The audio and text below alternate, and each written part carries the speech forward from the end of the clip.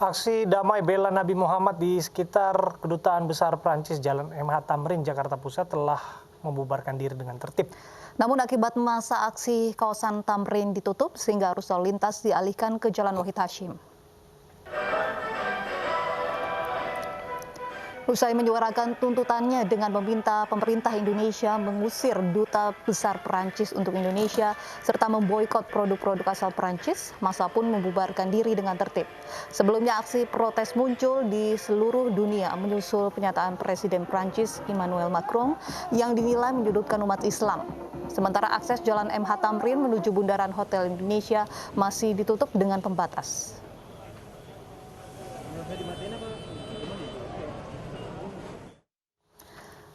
Gelombang demonstrasi mengecam Prancis terjadi di berbagai daerah.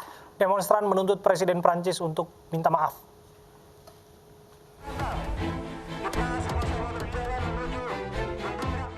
Gelombang protes terhadap Prancis terus bergulir. Di Bandung, Jawa Barat, demonstran berunjuk rasa menuntut Presiden Prancis Emmanuel Macron untuk meminta maaf atas pernyataannya terhadap umat Muslim. Massa juga menyerukan agar pemerintah Jawa Barat memboikot seluruh produk asal Prancis sebagai bentuk kekecewaan dan kecaman atas pernyataan Macron. Bahwa kaum muslimin tidak terima dan mengecam, mengutuk keras segala bentuk penghinaan yang dilakukan oleh Presiden Macron. Kita menuntut agar dia mencabut pernyataan tersebut dan meminta maaf. Di Surabaya, Jawa Timur, Front Pembela Islam beserta ormas lainnya juga turun ke jalan mengecam Prancis. Dalam orasinya, selain menyerukan pemboikotan produk Prancis, demonstran juga meminta pemutusan hubungan diplomatik. Mendapat pengawalan ketat, aksi yang digelar di kawasan Jalan Mawar ini menyebabkan arus lalu lintas tersendat.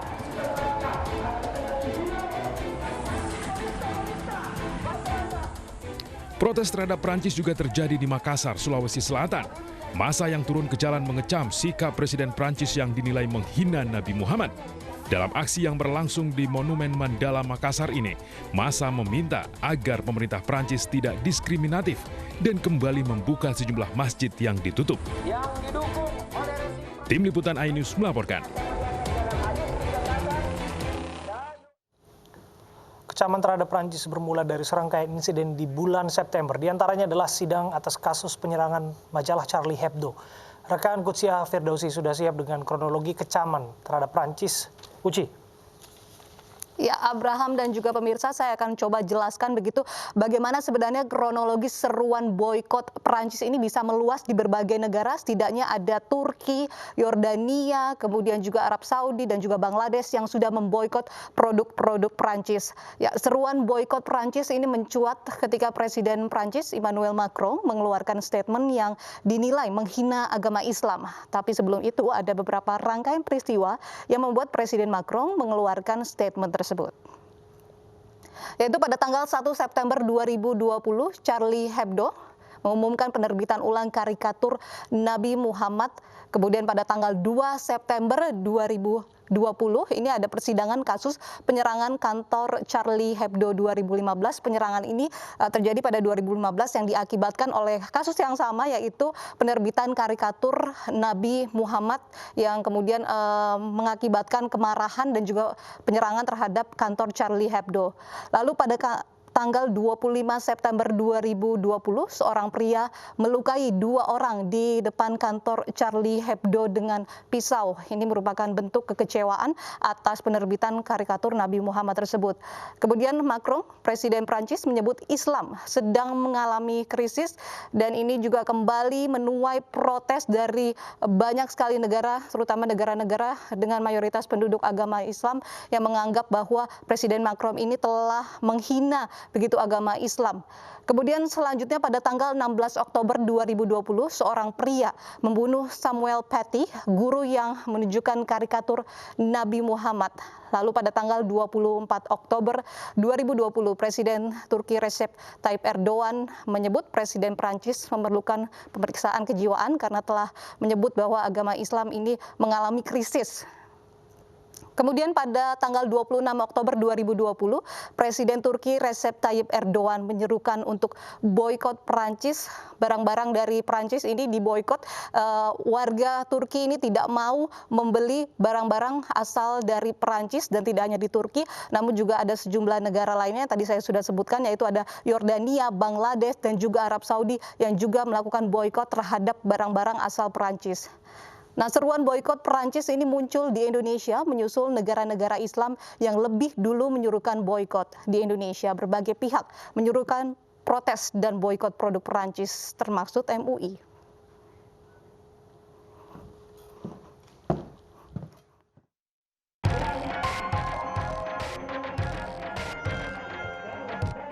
Seruan boikot terhadap produk Prancis muncul di Indonesia dari berbagai pihak. Bahkan sejumlah ormas Islam turun ke jalan menyuarakan protes kepada Presiden Prancis Emmanuel Macron yang dianggap telah menghina Nabi Muhammad. Seruan boikot salah satunya juga muncul dari Majelis Ulama Indonesia. Menurut Sekretaris Komisi Fatwa MUI Asrorun Niam Soleh, seruan boikot bisa menjadi wajib jika hal itu menjadi sarana untuk mengingatkan pihak yang menghina Nabi Muhammad.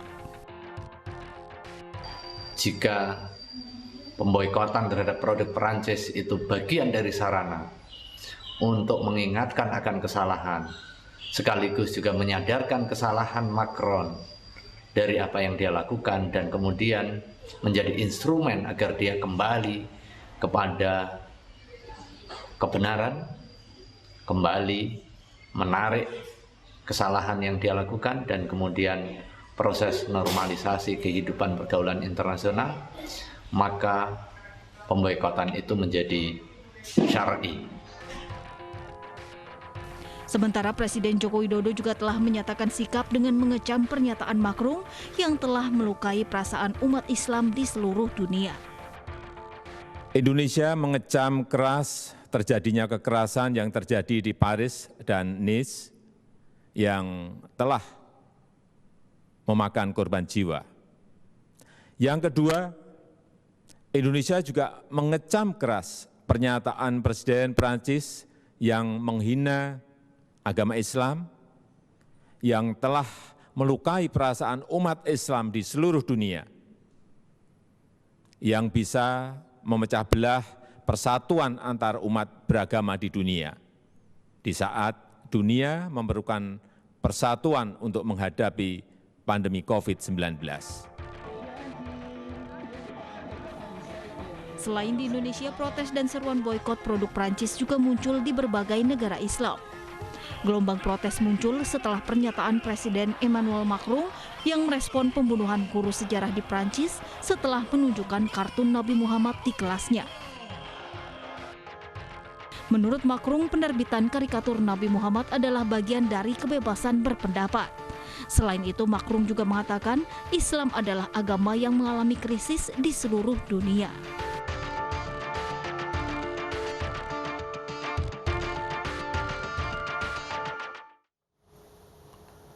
Untuk membahas lebih dalam munculnya boikot Prancis di Indonesia, termasuk dari MUI, sudah bergabung bersama kami Hasibullah Satrawi, pengamat politik Timur Tengah, Yandri Susanto, Ketua Komisi 8 DPR RI, dan juga Anwar Abbas, Sekjen MUI. Assalamualaikum, selamat sore Bapak. Assalamualaikum warahmatullahi wabarakatuh. Ya. Selamat sore. Saya ke Pak Anwar Abbas terlebih dahulu. Pak Anwar, bisa dijelaskan kepada kami ajakan untuk melakukan boikot ini didasari apa? Kami akan memperbaiki terlebih dahulu masalah audio kami dengan Anda. Namun saya ke Bang Yandri lah. Bang Yandri, dari DPR melihat seperti apa upaya untuk memboikot produk-produk Prancis? Ini ajakannya sudah jelas dari MUI dan juga ada berbagai demonstrasi. Ini dinilai justru tidak efektif. Yang justru dirugikan itu adalah pedagang lokal kita. Bagaimana Anda menjawabnya? Ya, sebagai Ketua Komisi 8 DPR RI yang memang membidangi masalah keagamaan, kita tahu Indonesia adalah umat muslim terbesar, maka pernyataan Emmanuel Macron itu sungguh menyakitkan hati umat Islam di Indonesia, termasuk di dunia. Jadi kalau hari ini banyak protes, banyak demonstrasi, bahkan ada ajakan atau himbauan, bahkan ada fatwa dari Majelis Ulama Indonesia, termasuk tadi saya dengar demonstrasi di mana-mana untuk memboikot produk Prancis. Saya kira itu sesuatu yang wajar, bahkan di atas wajar. Karena persoalan agama ini persoalan sangat mendasar, dan dengan tekanan seperti ini kita berharap Emmanuel Macron itu mengevaluasi pernyataannya sehingga dunia tidak gaduh. Bang Yandri. Dan Prancis tidak dirugikan dengan pernyataannya seperti Bang Yandri, itu sikap yang wajar, tapi apakah itu sikap yang tepat? Kalau itu selama Macron tidak mencabut omongannya ke publik atau tidak minta maaf, saya kira sudah sangat tepat, dan bahkan saya sudah mengusulkan tolong duta besar Prancis diusir dan duta besar kita di Paris dikembalikan dulu ke Jakarta selama pembicaraan Emmanuel Macron itu tidak dicabut atau tidak minta maaf. Karena bagaimana mungkin dunia yang kata Pak Jokowi tadi sedang membutuhkan kebersamaan, tolong menolong, saling memahami satu sama lain, tapi dia dengan tidak memikirkan perasaan umat Islam hampir 2 miliar di dunia ini, mengatakan Islam sedang mengalami krisis. Jadi itu sesuatu yang tidak masuk akal. Maka kalau hari ini dia dapat hukuman, bahkan Prancis mendapat akibat yang besar seperti ada demonstrasi, boikot produk dan lain sebagainya, itu buah dari omongan dari Emmanuel Macron. Kata pepatah, ya mulutmu adalah harimaumu. Maka hari ini kalau Macron mau sadar dan Prancis mau hidupnya tenang, karena ini efeknya akan banyak. Kalau misalkan masih sebatas memboikot produk Prancis, mungkin masih wajar itu, Bang Abraham. Tapi kalau nanti sudah bergeser ke anarkisme, atau misalkan orang menafsirkan bahwa memang Prancis ini menantang atau bahkan memojokkan Islam, mungkin akan ada serangan terbuka nanti, dan itu kita tidak bisa menahan itu. Karena sekali lagi Islam itu persoalan fundamental dalam kehidupan manusia. Gitu. Baik, saya ke Pak Anwar Abbas, Sekjen MUI. Pak Anwar, ini mengapa sampai MUI mengambil langkah begitu menyerukan boikot terhadap produk-produk Perancis, bahkan mendesak bahwa pemerintah Indonesia mengusir duta besar Perancis untuk Indonesia? Yes, sebelumnya Majelis Ulama Indonesia ya tidak bermaksud untuk mengajak umat Islam Indonesia dan umat Islam dunia untuk memboikot, ya. Karena kami menduga dengan adanya tekanan dunia internasional, Macron akan melunak dan merubah sikapnya. Tetapi yang kami lihat dan saksikan bukannya melunak dan merubah sikap, malahan Macron semakin arogan, semakin sombong, ya. Nah, dalam agama Islam begini, orang kalau berlaku sombong kepada kita, kita layani secara baik, ya. Tapi kalau tidak berubah-berubah juga, maka kesombong itu harus kita lawan lagi dengan kesombongan. Bahkan menurut Imam Syafi'i, kesombongan yang kita lakukan itu harus 2 kali lipat daripada kesombongan yang dia lakukan.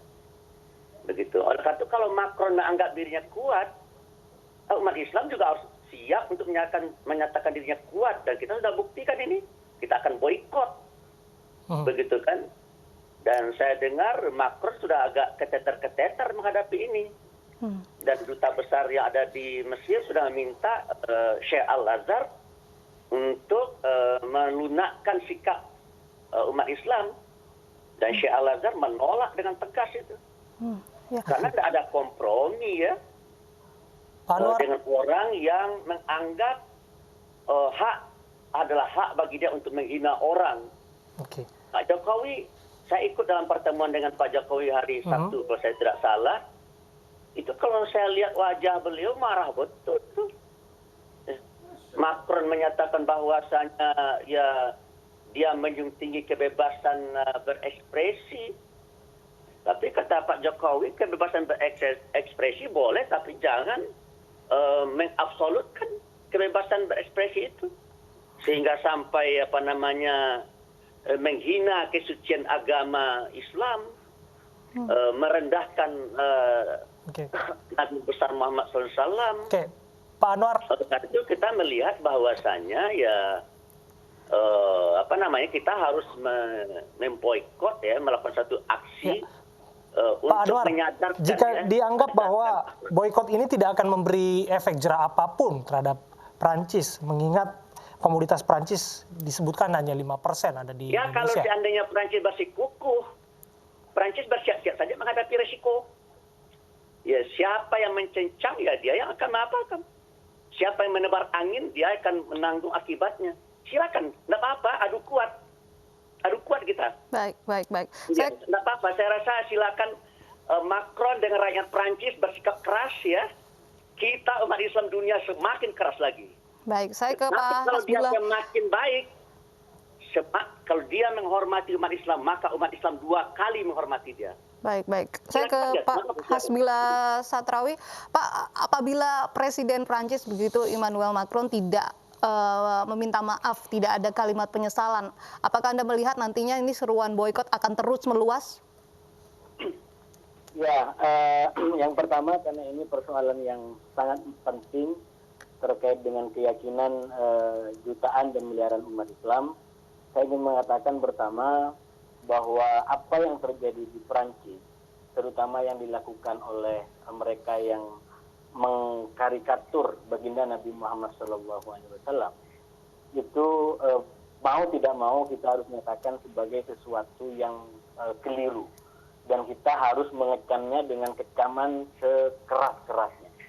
Walaupun mungkin di publik Prancis dan Eropa dikatakan ini adalah atas nama kebebasan berekspresi, tapi ini sudah melampaui batas karena yang dilukiskan itu adalah tentang sosok Nabi yang diyakini oleh umat lain. Jadi ibaratnya Anda keluar dari teritori nilai itu dalam tanda kutip, kalau nilai itu ada teritorinya. Walaupun Anda di Perancis punya kebebasan ini dan itu, seandainya itu Anda melukis tentang Perancis, silakan.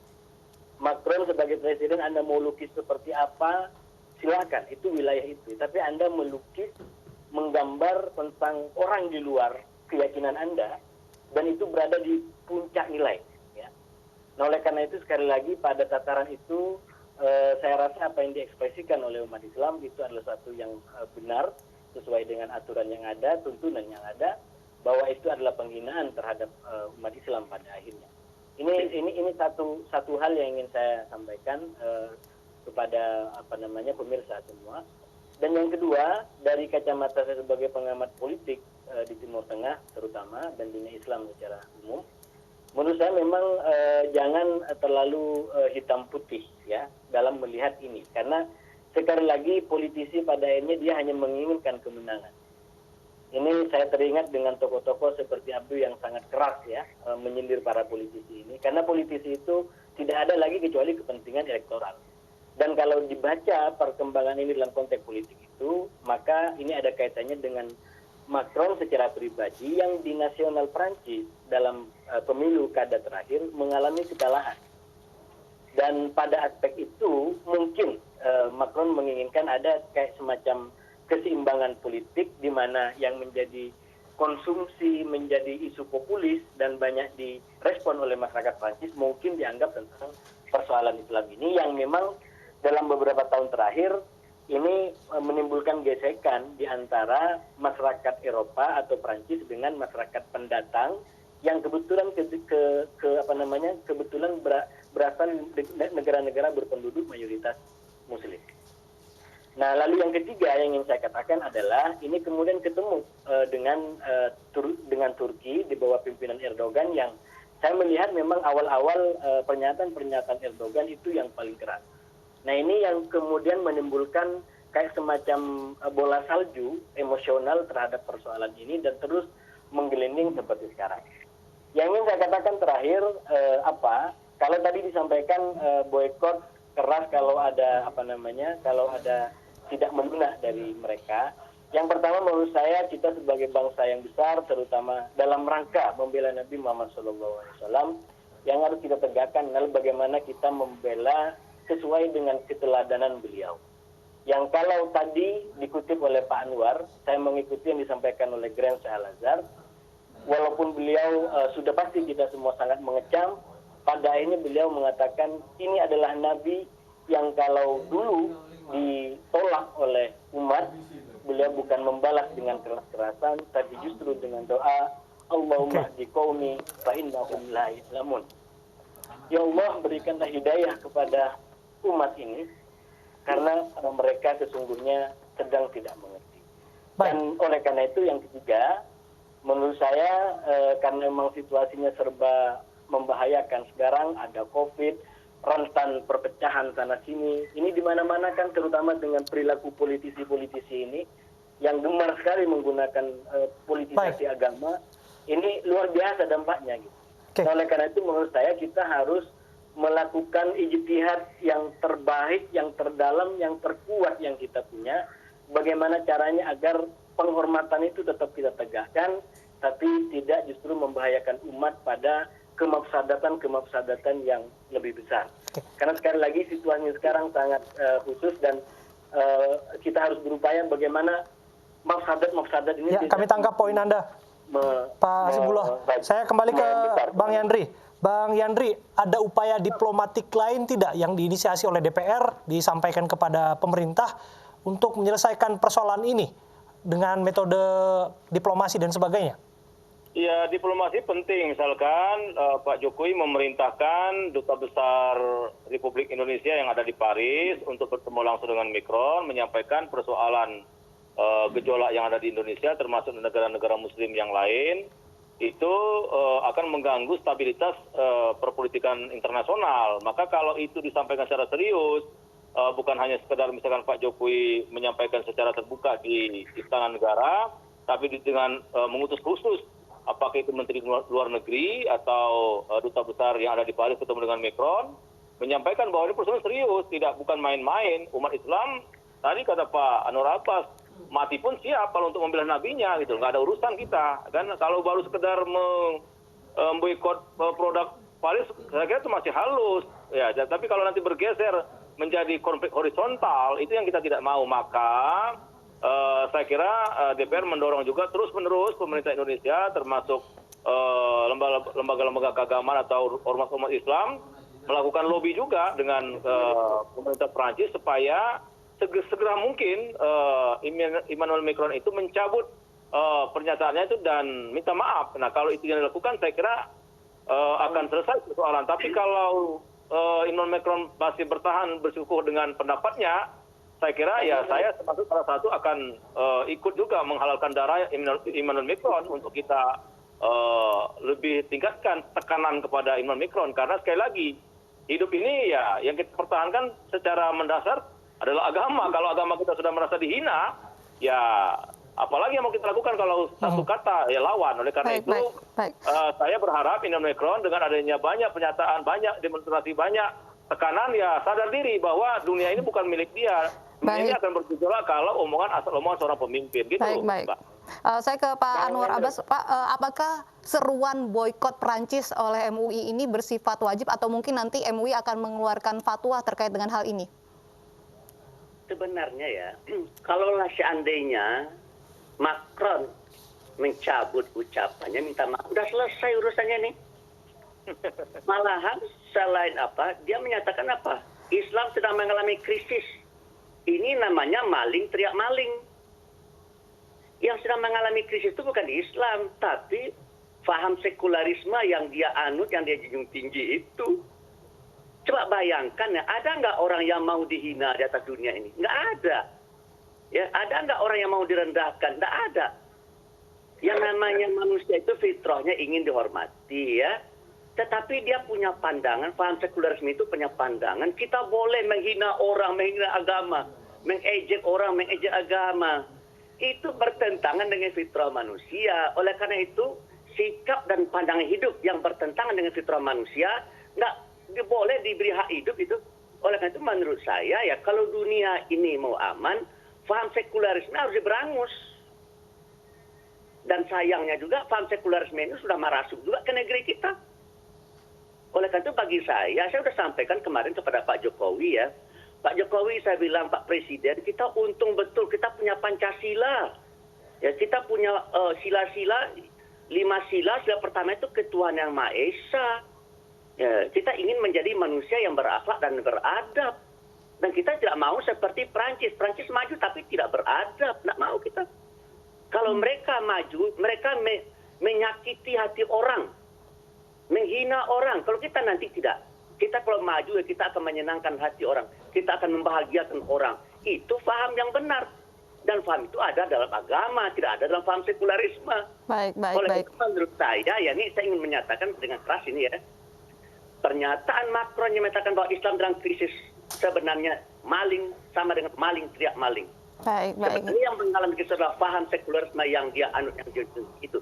Baik. Terima kasih Pak Anwar Abbas, Sekjen MUI sudah bergabung sama kami. Juga ada Yandri Sato, Ketua Komisi 8 dan juga Hasibullah Satrawi, pengamat politik Timur Tengah.